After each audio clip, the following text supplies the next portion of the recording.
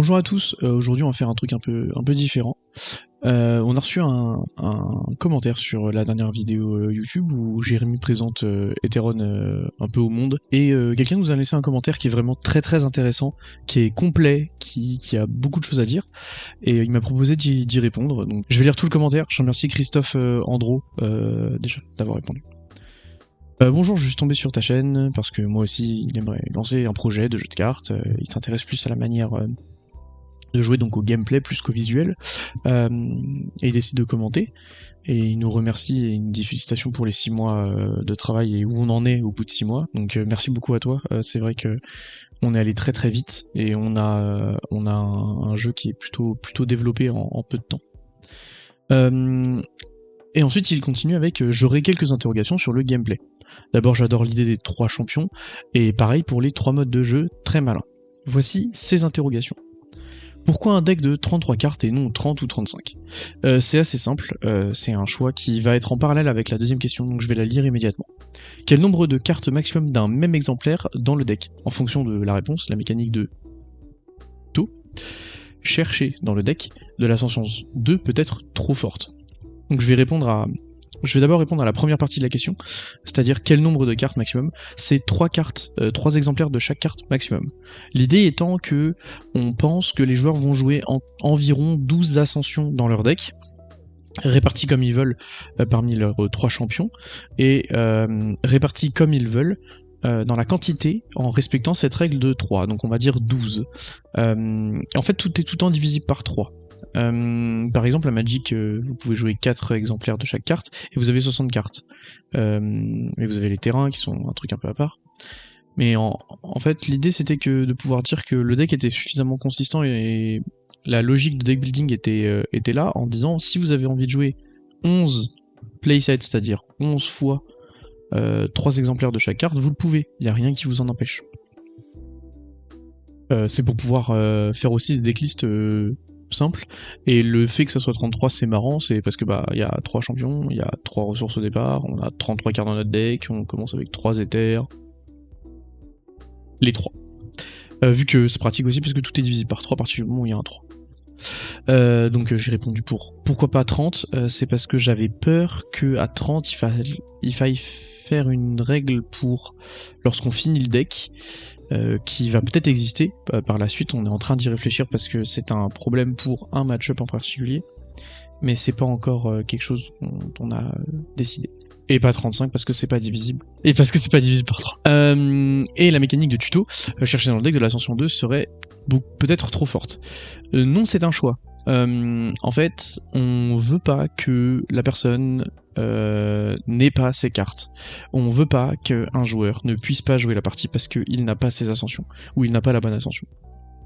Donc oui, si tu pioches 2 fois la même ascension 1 et que tu veux jouer sur ce champion par exemple dans cette partie parce que tu connais ton match-up, oui, tu vas garder les 2 parce que tu vas en jouer une, puis tu vas aller chercher la niveau 2, et à partir de ce moment-là, hop, t'as les 2. C'est voulu, c'est un design qui est voulu, on veut que la consistance ça fasse partie du jeu, ça soit une partie intégrante du jeu. Pourquoi avoir des éthers de différents éléments ? C'est tout simple, c'est parce que lorsqu'on démarre une partie compétitive, nos champions sont posés face cachée et nos éthers sont posés face visible, ce qui fait que ton adversaire, ou toi-même, tu vois la combinaison, le type de champion qu'il a dans sa combinaison, de quel élément à quel élément ils appartiennent. Ça va te permettre de mieux choisir ta composition, et dans quel personnage tu vas mettre en actif, surtout si tu es au premier joueur, parce que tu ne vois pas les champions de l'adversaire. Une fois que le premier joueur a choisi son actif et il retourne ses champions, l'adversaire fait de même. Ça permet aussi de proposer des versions différentes de ces objets que vous allez vouloir. Un peu comme les terrains de Magic, ou comme les dons à One Piece, c'est personnalisable. Vous allez peut-être vouloir ou avoir envie, je sais pas, par exemple, d'en avoir en noir et blanc. Peut-être qu'on en fera un jour. Ou d'en avoir qui sont, je sais pas, brillantes, ou avec de la texture. Si c'était que des cartes qu'on mettait face cachée, entre guillemets, on les verrait pas. Et du coup, ça diminuerait un peu la possibilité de personnaliser son deck, et c'est quelque chose que moi je souhaite pour le jeu, parce que je trouve que c'est important que le joueur puisse s'approprier son gameplay.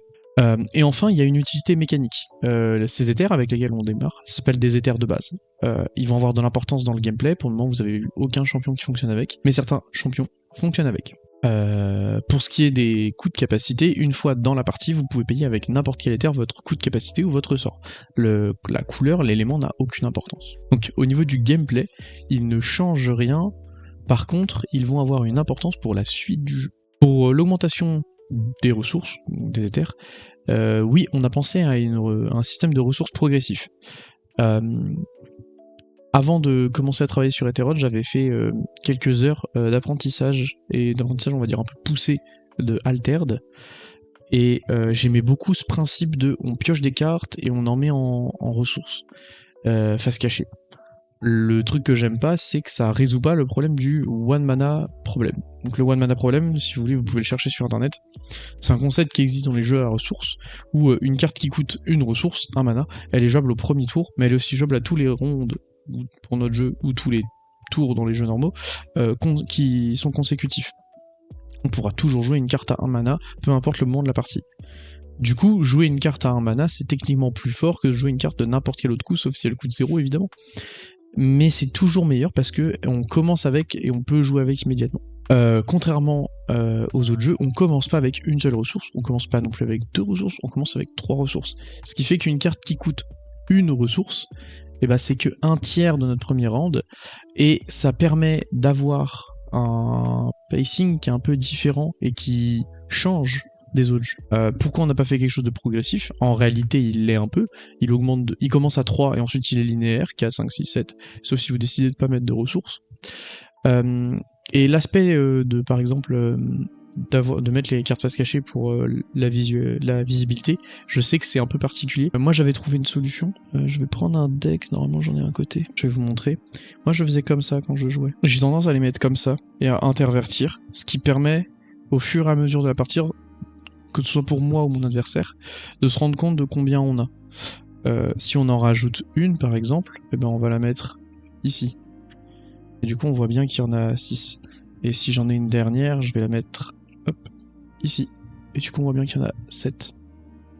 À partir d'après, peut-être que c'est un peu plus compliqué, mais ce sera pas vraiment un problème, parce que de toute façon vous pourrez compter, vous ne faites qu'une action vous faites une action par une action, et du coup vos rounds ne vont pas être impactés par ceci normalement. En tout cas, ça n'a jamais été un problème durant les playtests. J'ai beaucoup de mal d'un point de vue visuel concernant les ascensions.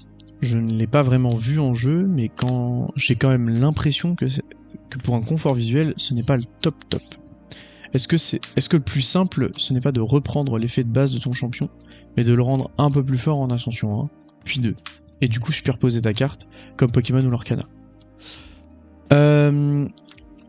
Alors, de base, Jérémy, lorsqu'on a commencé à travailler ensemble, il avait des idées. Il souhaitait certaines choses. Et on a décidé de travailler ensemble parce qu'on avait la même vision un peu du jeu et de ce qu'on voulait proposer aux gens. Un des éléments que Jérémy souhaitait, c'était que le personnage qu'on joue, notre champion, un ou plusieurs, à l'époque il n'y en avait pas plusieurs, il allait évoluer au fur et à mesure de la partie, un peu comme un MOBA, où on va level up des nouveaux sorts et les rendre plus forts, etc. Pour Ethereum, ce qu'on a fait, c'est un champion. Il a sa capacité de base, il commence avec, c'est son sort niveau 1. Et ensuite, quand tu lui rajoutes son ascension 1, ça veut dire qu'il a level up, et du coup, bah, il a un deuxième pouvoir, il a un deuxième sort qui peut cast. C'est un peu comme c'est du team building en fait, ce que tu fais. Et on souhaitait vraiment que les capacités changent. Ce qui permettait aussi de proposer, non pas juste une capacité qui se transforme lorsque on augmente d'un état, quand on augmente d'une ascension, mais ça permettait aussi, au niveau du gameplay, de proposer plusieurs effets différents et de créer un kit, comme tu peux trouver un kit dans un MOBA.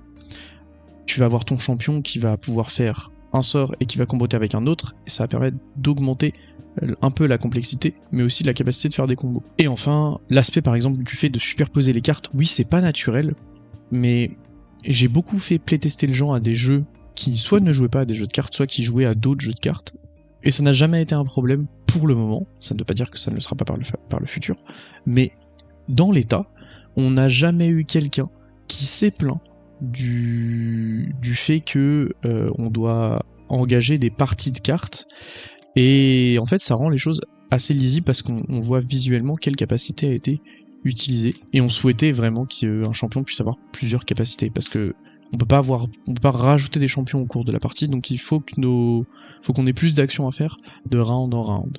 C'était une nécessité pour que le jeu fonctionne, qu'on ait de plus en plus de choses à faire, parce que sinon si on fait tout au premier round, puis on fait tout le temps la même chose, on va avoir un cercle et un circuit sans fin qui va tout le temps faire la même chose, c'est pas forcément agréable pour le joueur. Non, ton commentaire n'était pas trop long. Merci. Force à toi aussi, mec. Nous, on te remercie de ce commentaire. Ça nous permet de vous répondre, de vous parler directement. J'espère que j'ai été assez clair. Si jamais vous avez des questions, Jérémy il me posera la question et il répondra dans les commentaires, je pense. Et j'espère que ça vous a convenu et que le raisonnement vous a plu. Je vous souhaite une excellente journée et puis à bientôt, peut-être sur une session de playtest.